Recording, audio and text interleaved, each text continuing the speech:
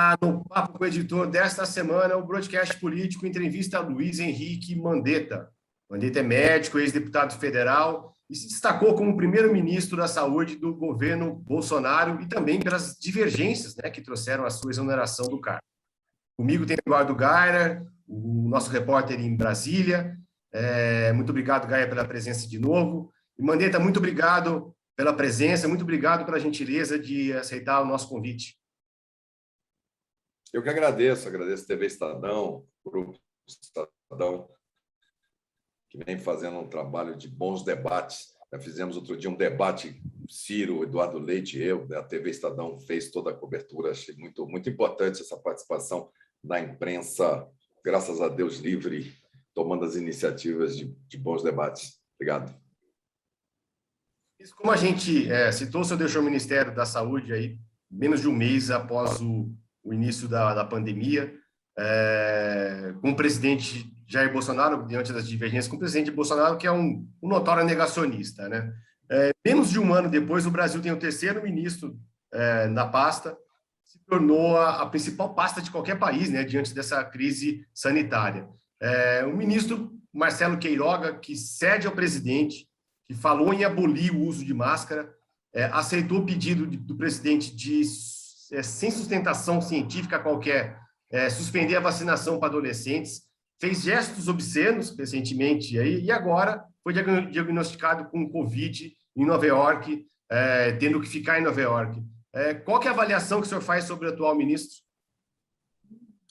Olha, o histórico do Ministério da Saúde, ele tem 2019, que foi o primeiro ano que eu lá estive, graças a Deus, uma equipe muito técnica, muito forte. Tinha Erno Harzen, que vinha de um trabalho forte no Rio Grande do Sul. Eu tinha Denizar Viana na Ciência e Tecnologia, que é da UERJ Rio. O Wanderson, que é uma referência mundial em epidemiologia, canto, gabarito, enfim. Então, a gente tinha uma série de trabalhos. Um deles foi zerar o déficit de leitos que foram abertos de CTI 2014, 15, 16, 17, 18, que não eram habilitados. Nós zeramos, que abrimos quase 2.000 em dezembro, e o vírus aparece em janeiro. Nós renovamos a frota SAMU no final do ano, que não era renovada há 3 anos. Nós botamos em dia. Isso tudo ajudou muito o ano de 2020 nessa pandemia. E essa equipe era extremamente técnica. Quando começou a pandemia, eu me assessorei, eu fiz o conselho ad hoc ao ministro da Saúde, com a USP, com a Unicamp, com a FJ, enfim, com o que a gente tinha de melhor, medicina tropical, Evandro Chagas, peguei o pessoal virologista, epidemiologista, presidente de sociedades científicas, de infectologia, de todo mundo, 50 nomes para serem conselheiros dessa equipe. Então, a gente tinha um time muito forte aqui. E liguei essa equipe com a sociedade europeia e norte-americana e latino-americana. O Brasil era a grande referência da América do Sul e Latina. Nós aqui capacitamos todos os países da América do Sul para fazer o teste de PCR-RT, foi todo feito pelo Brasil, em colaboração com a Mundial de Saúde. Nós éramos um polo forte, com metodologia científica, comprometido com metodologia científica. Quando o presidente começa com um diversionismo político, de falar, não, fala que essa cloroquina funciona e manda esse povo trabalhar, esse povo diz, você está atrapalhando. E quando começou aquilo dali, eu estava preso a 3 pilares. Um que era de defesa à vida, o outro era do SUS como meio e ciência para tomada de decisão. Eram as 3. Se a gente não sair desses 3 princípios, a gente erra menos. Quando ele foi me exonerar, eu disse a ele, falei, olha, o senhor já sabe o que vai acontecer, nós já entregamos para o senhor os cenários todos, eu posso lhe dar um conselho, não troca a equipe, troca o ministro, mas não perde. Se pedir com jeito, se for uma pessoa habilidosa, talvez essas pessoas fiquem, porque elas estão muito preparadas para esse enfrentamento.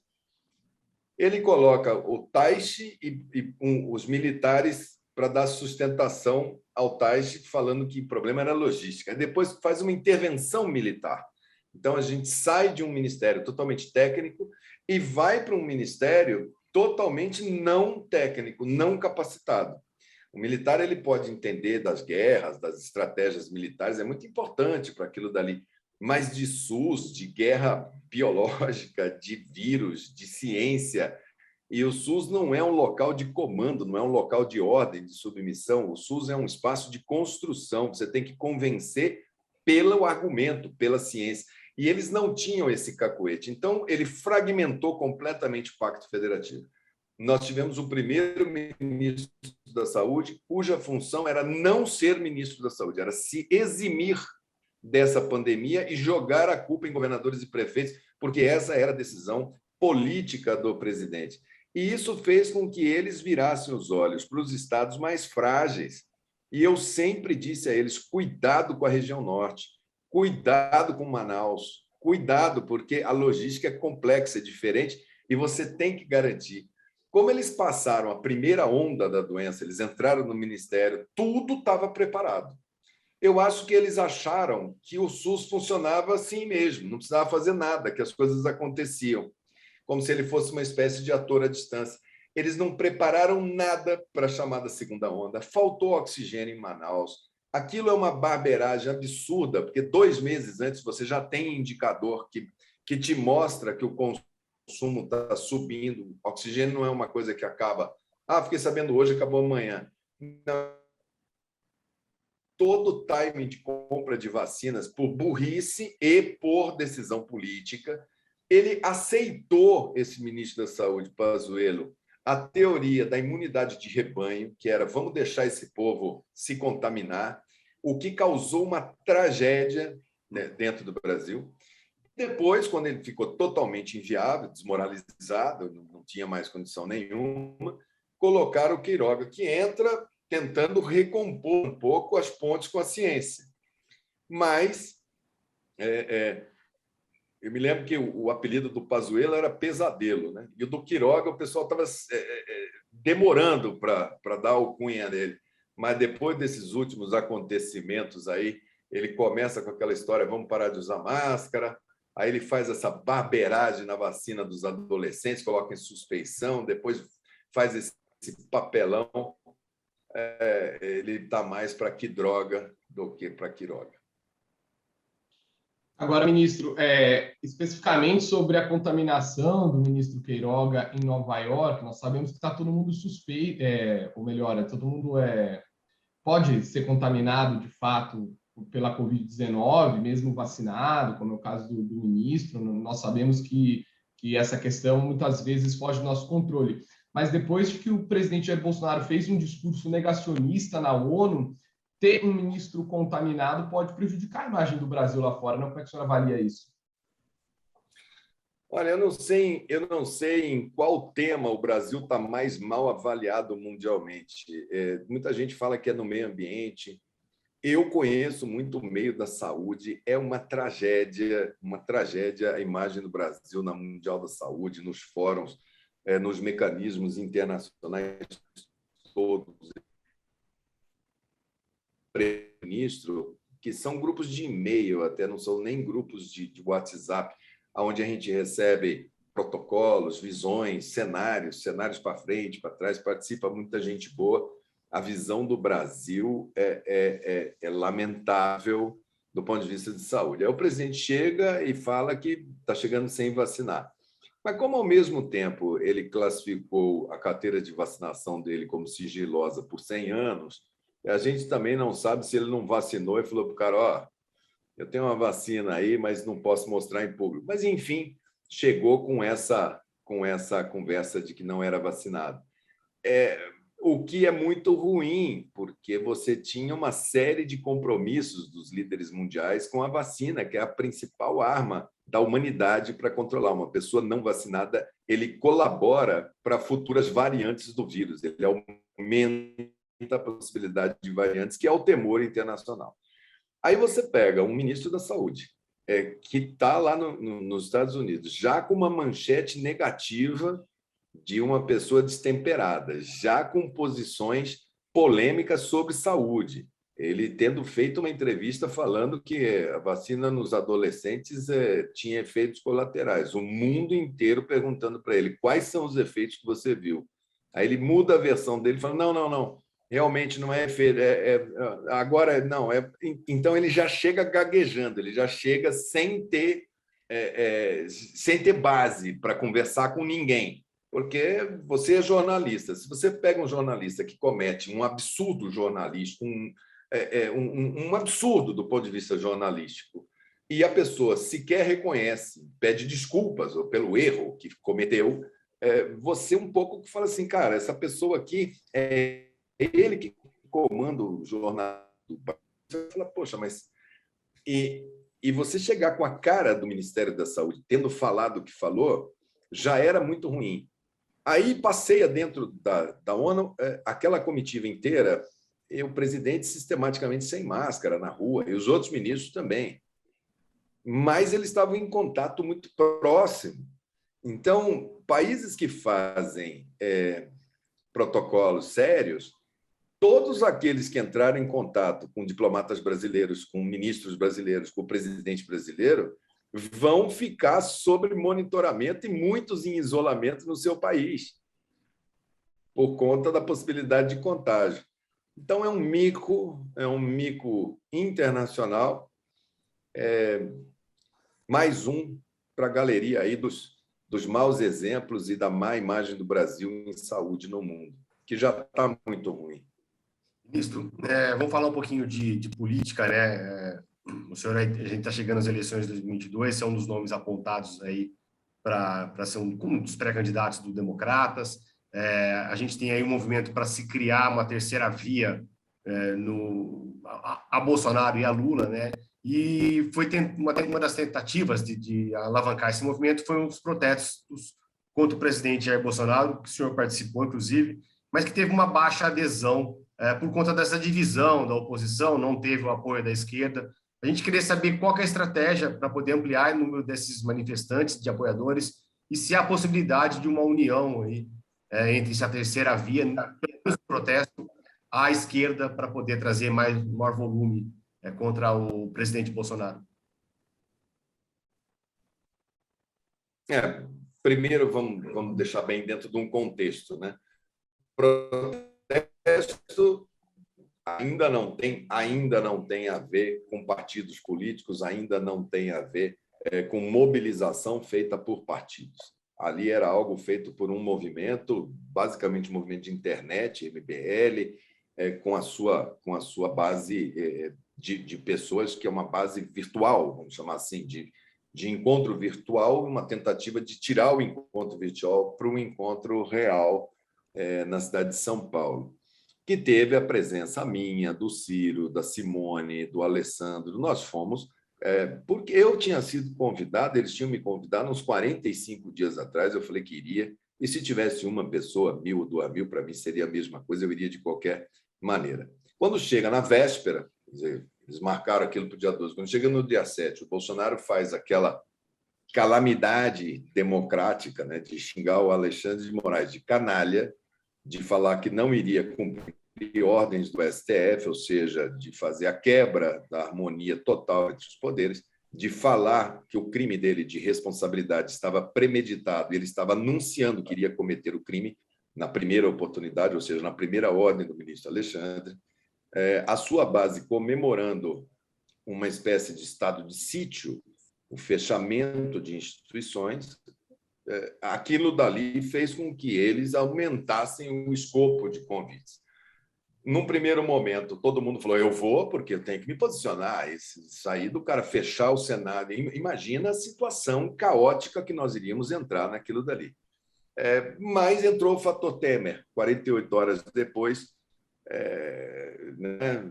Você me pede na carta que eu desapareça, e o Temer levou a carta lá para ele desapareceu. Largou os seus seguidores falando sozinho, largou o Zé Trovão no México, falou que tinha um acordo que nunca existiu, e essa base bolsonarista ficou lá sentada, olhando, né? Ela que foi de verde e amarelo naquele dia, na próxima vai ter muita coisa vermelha, que vai ser aquele narizinho de palhaço, porque o cara vai lá para comemorar uma intervenção no STF. E 24 horas depois o cara fala, eu nunca disse isso. Quem foi estava equivocado. E elogia o Alexandre de Moraes, dizendo que é um belíssimo jurista, que ele concorda com todas as suas teses. O PT, como sempre, entre alguma coisa que seja coletiva e o PT, quando ele pode, ele escolhe pelo PT. Ele faz assim vários episódios. Ele tem um DNA exclusivista, né? Onde, se você não concorda com ele ou se você não está do lado dele, é ele que inaugurou no Brasil essa ruptura da liga social, do nós contra eles. E isso se aprofunda quando se a agremiação política comete um erro moral de corrupção e migra-se o pêndulo que ele criou, se volta contra ele, que a lei de Newton, a cada ação tem uma reação em sentido contrário da mesma força e intensidade. Então, era esperado que eles não fossem mesmo. Agora, eles chamam, né, para acompanhá-los no dia 2 de outubro. E o ano de 2021, eu sei que para boa parte das pessoas, das cabeças, muitos da imprensa, analistas políticos, comentaristas, muitas pessoas, o ano de 2021 já acabou. Já estamos em 2022, já estamos na eleição. Tem gente que já está no segundo turno, tem gente que já está planejando onde que vai ser a festa da vitória. E não é assim. Nós vamos viver 2021. Esses partidos estão conversando muito, sim. Está acontecendo muita coisa, sim. Cada partido tem o seu tempo. O PSDB tem as suas prévias agora em novembro. O MDB começa a trabalhar o nome da Simone Tebet agora, nos últimos 10 dias. O Alessandro Vieira coloca o seu nome no Cidadania. O meu nome está ali no rol do Democratas. O Rodrigo Pacheco, toda hora o Kassab fala que ele é um nome que vai disputar pelo PSD. O Moro é uma incógnita, porque é uma decisão de fórum íntimo. O Amoedo ensaiou uma candidatura dentro do Novo, depois recuou na sua candidatura. Surge nome de apresentador de televisão, do Datena, dentro do PSL. Isso tudo, quando você joga esses nomes todos dentro de uma pesquisa, você tem aí 10, 12 nomes e os dois. Então, leva a esse raciocínio, então vai acontecer isso. O que eu posso lhe dizer é que essa fusão DEM-PSL é o maior fato político desse semestre até agora. Ela nasce como um partido que tem muita musculatura para fazer esse debate nacional. Ele nasce de um posicionamento de quem não vai acompanhar o Bolsonaro. Não tem nenhum cenário em que isso seja possível. Ou seja, esse pessoal que é mais ligado ao bolsonarismo vai procurar outra agremiação para poder exercer esse seu campo ideológico de extrema-direita, e aqueles que são mais lulistas, petistas, vão procurar o campo ideológico da extrema-esquerda para poder exercitar o seu campo ideológico. E aí, sim, você vai estressar esse semestre.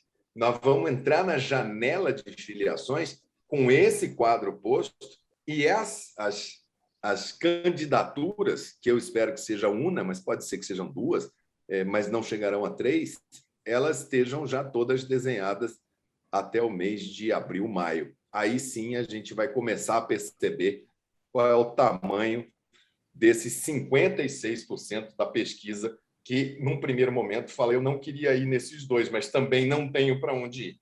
Aí é que ele vai começar a receber as propostas de campanha, começar a receber o rosto.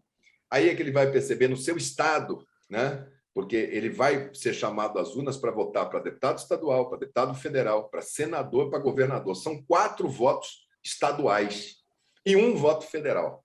Então, é natural que esse palanque nos estados ele seja muito gravitacional. E esse arranjo desse conjunto de forças, ele deve acontecer, ele deve estar claro para esse cidadão ali pelo mês de março, abril, ali é que as coisas vão começar a existir. Ou seja, 2021 vai ser vivido em 2021, nós vamos viver dia 3 de outubro. Hoje está sendo votado se vai ter ou não coligação nas eleições proporcionais. Está votando hoje na CCJ. A regra das eleições tem que estar estabelecida até 3 de outubro. Isso é uma data muito importante para quem está organizando partido. Depois nós temos a data de filiação, 3 de abril. Isso é uma outra data. Até a meia-noite do dia 3 de abril vai ter surpresa. Aí depois nós vamos ter as convenções em junho. Então, nós vamos viver, esse quadro vai depurar, Isso vai afunilar. E, por enquanto, esses partidos estão conversando muito bem, todos respeitando o tempo de cada partido. Agora, ministro, o senhor, falando um pouco mais de aliança, né, o senhor tem se aproximado bastante do ex-ministro Ciro Gomes, que já disse que não vai desistir da sua candidatura à presidência em 2022. Ele que é filiado ao PDT. Ao mesmo tempo, acontece esse processo de fusão, que está até bastante avançado, entre o PSL e o DEM, que pretende lançar um nome também à presidência da República. O senhor é o nome mais forte dentro desse campo. O que é mais fácil de acontecer? O PSL barra DEM, né, essa nova sigla que vai surgir, está junto com o Ciro Gomes, já que ele não pretende arredar o pé da disputa, ou os senhores se separarem, vamos dizer assim, cada um trilhar o caminho próprio, o PSL e DEM ter o próprio candidato à presidência da República? Como é que está a relação do senhor com o Ciro Gomes? Minha relação pessoal com o Ciro é muito boa, assim como é muito boa com o Dória, com o Eduardo Leite, com o Moro. Eu talvez seja o único que tenha um trânsito quase que horizontal, sem ter tido nenhum tipo de aresta com nenhum desses atores. Elogio sempre o Ciro pela sua persistência, pela sua via democrática, por ele ter disputado eleições no passado, a presidência da República.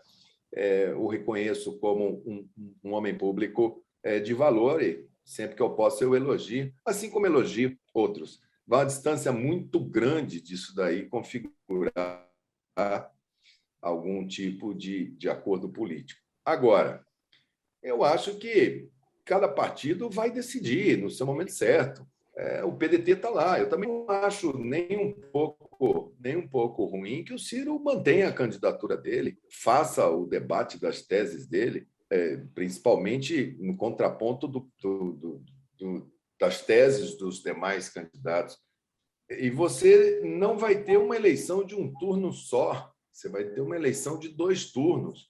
E você tem que ter um bom relacionamento, porque às vezes você faz um bom debate, vai para o segundo turno, vai precisar do apoio dele. Então, nada além disso. A distância que a gente tem do Eduardo... Talvez eu não esteja exprimindo dentro do PSDB por respeitar o tempo do PSDB, que está indo para prévias. E não é de bom tom na política você interferir em assuntos internos de outro partido.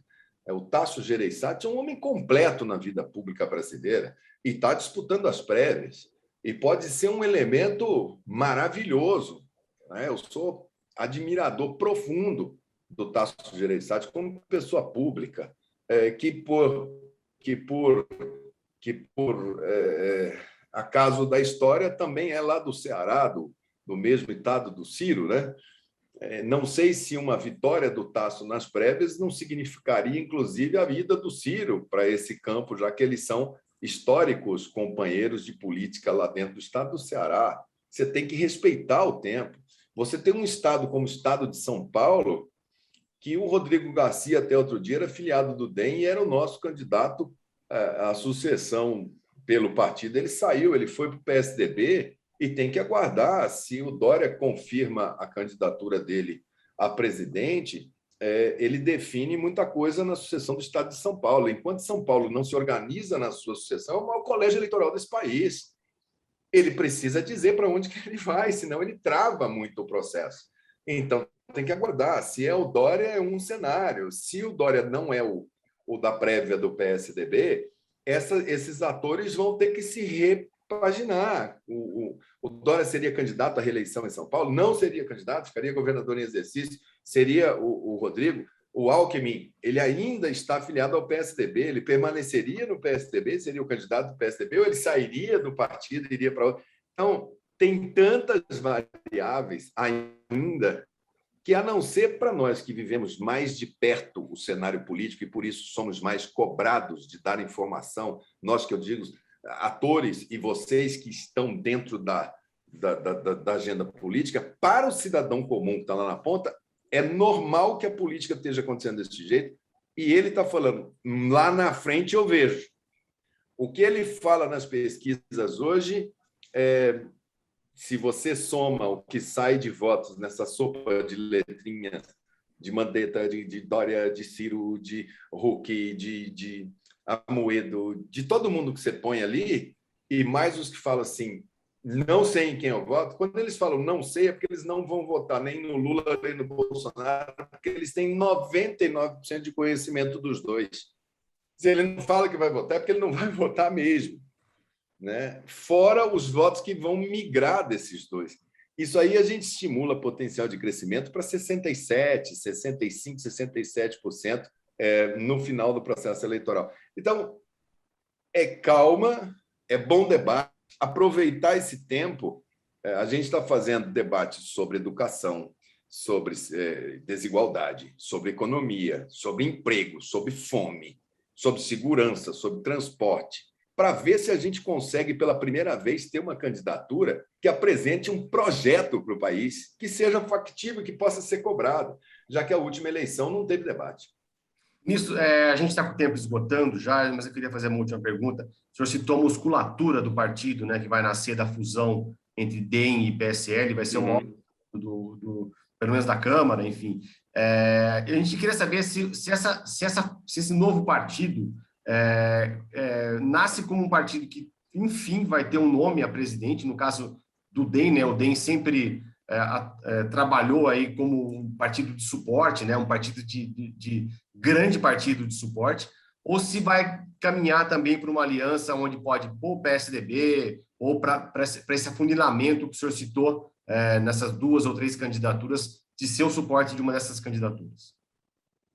Eu trabalho por candidatura própria. Foi uma das poucas perguntas que eu fiz aos dois, ao ACM Neto e ao Bivar. Um partido desse porte, ele vai apoiar alguém ou vai fazer aquela coisa, vamos ser um partido de congresso, libera todo mundo nos estados, aí vamos ver quantos deputados a gente tem no dia seguinte, porque se a resposta fosse essa, eu lhe confesso que eu não me encantaria não com o projeto. E tem algum nome além do senhor nesse partido? Tem o próprio Rodrigo Pacheco, que provavelmente permanece nesse partido político, externou isso já, que permanece nesse novo partido que vem. Nós temos bons nomes, bons quadros no partido, temos pessoas que ocuparam cargos. Hoje nós temos governadores que fazem um bom trabalho, que têm todos os predicados também para disputar. Agora, isso vai ser natural que um partido desse porte, com tantas pessoas, que haja esse debate, inclusive dentro dessa agremiação nova. Então, o tempo político para a gente não é porque vai juntar todo mundo, então o Mandetta é o candidato. Não, eu vou ter que ir lá, eu tenho que me apresentar. As pessoas têm que entender, olha, nós viemos até aqui e vocês? Eles estavam trabalhando no nome do Datena. O Datena tem que chegar e falar assim, olha, vamos somar, vamos ajudar. Nós estávamos trabalhando com esse viés aqui, com esse tipo de proposta aqui. Vamos levar isso à frente? Eu acho que agora é a hora de ver quem é que tem boa vontade. E eu sempre fui, até pelo meu estilo, eu sempre disse claramente, a candidatura é uma opção política e a não candidatura é uma opção política. E essa eleição vai ser marcada por quem faz a boa política. Essa fusão está sendo feita com todas as luzes acesas, abertas, pública. Isso aí demonstra a nossa capacidade de diálogo, de construir. Quem consegue fazer uma fusão de 2 partidos com esse perfil, nesse momento, demonstra que tem uma capacidade enorme de construir relações, que tem canais de comunicação múltiplos. Então, eu acho que isso é uma boa notícia para todos que vivem a ansiedade de termos paz para poder trabalhar nesse país e os políticos poderem fazer o seu trabalho. Legal. Ministro Luiz Henrique Mandetta, muito obrigado pela participação aqui no Papo com o Editor, muito obrigado ao Eduardo Gaia, meu companheiro nessa entrevista, muito obrigado ao Cláudio da Luz, que está fazendo a edição final desse programa, e muito obrigado a todos, até a próxima semana aqui mais um Papo com o Editor.